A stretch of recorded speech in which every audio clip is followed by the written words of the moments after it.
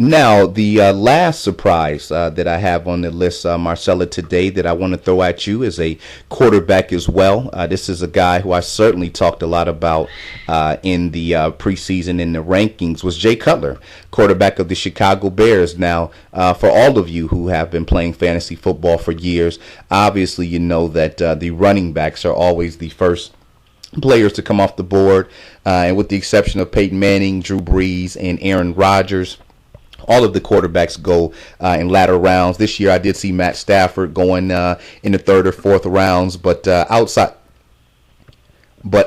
of him, all the other quarterbacks were going usually round 5, 6, or so on and so forth. And so Jay Cutler was a guy, when you looked at the weapons he had on offense, set up for success. Brandon Marshall, Alshon Jeffrey, the top wide receiving duo in the NFL last year. We mentioned Martellus Bennett, a very solid tight end who's being maximized to the fullest this year. You had a versatile running back in Matt Forte who can get it done. Running the football is excellent, catching out the backfield. And the Bears have done a much better job spending some draft picks the last couple years, shoring up that offensive line as well. You know that Jay Cutler had been under a lot of duress in his first couple years in Chicago, but had been able to stay clean. The big concern with Cutler was, you brought this up earlier when we were talking about Jay Cutler kind of just found himself in the conversation. Number one, the concerns with Cutler is, because he has those two big monster receivers on the outside, he's going to force the football some. And that was a risk that I told owners you'd be willing to make, because for every pass that he forces that ends up being an interception, there's going to be a pass that he forces that's going to end up in a big play or a touchdown. So you were certainly concerned about that. There was a slight concern about health. I mean, he's a pretty tough guy, but just again, sometimes, somehow, some way, certain players just end up missing games. But you liked that the fact that he had Mark Trestman over there, an offensive coordinator who's also the head coach, picking out great play selection to keep Cutler in the best position possible, utilizing those weapons. I think the biggest concern that you've seen from Jay Cutler was you were worried about the interceptions, the turnovers. When you look, there's no doubt this Cutler can spin the football. There's no doubt that he has those big time weapons. But if you look at Jay Cutler's career, his best 2 years throwing the football, they were still high interceptions. His career high is 27 TD passes. In that same year, 20 interceptions. His next best year, 25 TD passes, 18 interceptions. So, the interceptions always drug his numbers down from what they can be. From what we've seen from Jay Cutler this year, he made the adjustment in the first game against Buffalo. 349 yards, 2 TDs. We all know Jay Cutler can do that. I don't think anybody doubts that Jay Cutler can throw for 300 yards and 2 TDs if necessary. But in that home loss against Buffalo, 2 costly interceptions. Since then, he's cleaned up his act, and I told everybody that was going to be the difference in Jay Cutler's numbers, because here's another guy who you could have picked up in later rounds with the likes of a Russell Wilson, with the likes of a Nick Foles, with the likes of, there's one other, Phillip Rivers. You could pick these guys up way later in rounds, still get top quarterback production. No doubt Drew Brees, Peyton Manning, Aaron Rodgers are going to give you the games, 30, 35, 40 points, every maybe 2 or 3 times a year. But Nick Foles, Phillip Rivers, Russell Wilson, man, these guys are giving you 17 to 20 plus points a week on a consistent basis. And so when you look at Jay Cutler, week 2 at San Francisco, 4 touchdowns, no interceptions. You look at what Jay Cutler did Monday night against the Jets. Not tons of yards, but you like the efficiency. 225 yards, 2 TDs, no interceptions. So, Marcella, talk to me. Do you think that Jay Cutler can continue to thrive without turning the football over, which is the only thing that really hurts his numbers? And this is definitely a guy, I wouldn't call him a surprise, but again, he's a late round pick who is definitely balling out right now. Well, I don't know that he's a surprise to some people. The thing with Cutler, to me, in the past, Cutler is capable of these amazing games. We've seen him put up like 4 touchdowns in one game with over 300 passing yards. We've seen that, but his consistency is always sort of been an issue throughout his career because although he's had some of these really big games, we've also, as fantasy football players, if we've owned Cutler, seen him have those games where he ends up with negative points. And that is scary. I mean, you never want your quarterback to give you negative points at the end of the weekend. That's something that is probably part of the reason why people that have played for a long time are very skeptical about Cutler, and probably why you're wondering, okay, is this something that can last? I think you made some really great points. I think that Chicago has done a great job of putting great talent around him. It started with Brandon Marshall. I always joke that the Dolphins in Florida is where wide receivers go to die. I think that Brandon Marshall had an amazing early career when he was in Denver, and then he went to Florida, and he just disappeared off the face of the earth. And people totally forgot what a great athlete he is and what a great wide receiver is, much the same way people are forgetting about Mike Wallace.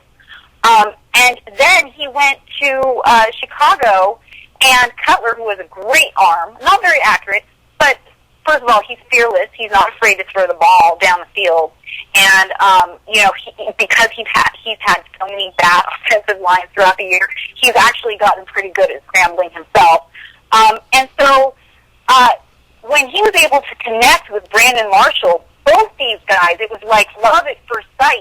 Here you had Brandon Marshall where it was like, oh my God, finally, some great, passes from a quarterback, and Cutler, who really hadn't had any great talent before Brandon Marshall came to Chicago, was finally like, oh my gosh, finally, wide receivers that can catch these balls. So these guys from the beginning just bonded, and Brandon Marshall was the guy over there, and he put up great numbers, and then, with the addition of Jeffrey, now you have two threats out on the field. And then this season, not only do you have two threats, you have Martellus Bennett, who we talked about earlier, who is also a third threat, and you have Matt Forte, who's perfectly capable of receiving the ball. He really can pick and choose where he wants to throw the ball. And as you pointed out earlier, great point, his offensive line is better. And one of the issues that I certainly had with Jay Cutler from a fantasy football perspective was sacks. And in 2012, Cutler had a total of 38 sacks. And in one game, he had 7 sacks. Now, I don't know how your point system is set up in your league, but in some of my leagues, it's -2 points per sack. So does it matter that he's getting touchdowns or getting yards? Not if he's getting 7 sacks and, getting interceptions. I mean, 2012, he had a total of 14 interceptions for the season. 2013, he also had some interceptions, not as many. He had about 12. And then we saw sacks go down. He had 19 sacks in 2013. I mean, he didn't play all the games, too. He was hurt. But, for a fantasy perspective, if he's getting, quarterbacks, they're bound to get sacked no matter what. I mean, you can't help it. There's just bound to happen.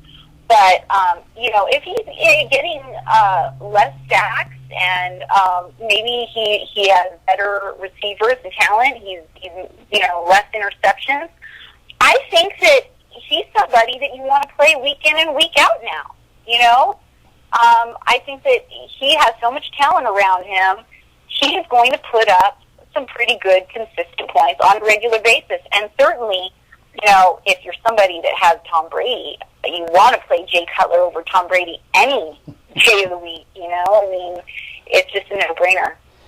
Yeah, definitely. We're going to get into that once we start talking about our duds. I can tell you are just licking your chops here to get at Mr. Brady. His name is I coming up know. coming up repetitively here, but no, very good points. I will say this too about Brandon Marshall before we take a quick break. Or you mentioned Mike Wallace too. You know, the issue that's been going on while receivers are dying in Miami is the poor quarterback play. When Brandon Marshall went over there, you had Matt Moore and I don't even know who the starter was supposed to be over there at that time. I know Marshall in his 2 years there, 1 year he still put up over 1,000 yards. The other season, that's when Reggie Bush was there. You know, it was kind of on and off, but the quarterback play was horrible. You knew once Marshall went back to Chicago, it was a great marriage because Cutler and Marshall both started off their careers over in Denver. And when you look at Mike Wallace, same thing. You know, you got Ryan Tannehill over there struggling big time now. So those receivers, like you said, who are very good, if you get on a team with a bad quarterback, certainly can limit your production there. All right, great stuff, Marcella. We're going to take a quick break. We have covered all of our studs, guys who were surprises this year or picked up in later rounds, who are giving you that top value. Jay Cutler, certainly another guy. As I mentioned, I've seen religiously Jay Cutler, Phillip Rivers, Russell Wilson going in the 9th, 10th, 11th rounds. And I mean, that really gave you a lot of flexibility if you took place in mock drafts and really evaluated the draft well. You certainly could have stacked up a big lineup in front of these quarterbacks who Marcella mentioned. As long as the turnovers are down, we're talking about 15 up to 20, 23 points a week without question. So Jay Cutler right now is an excellent start for your football team.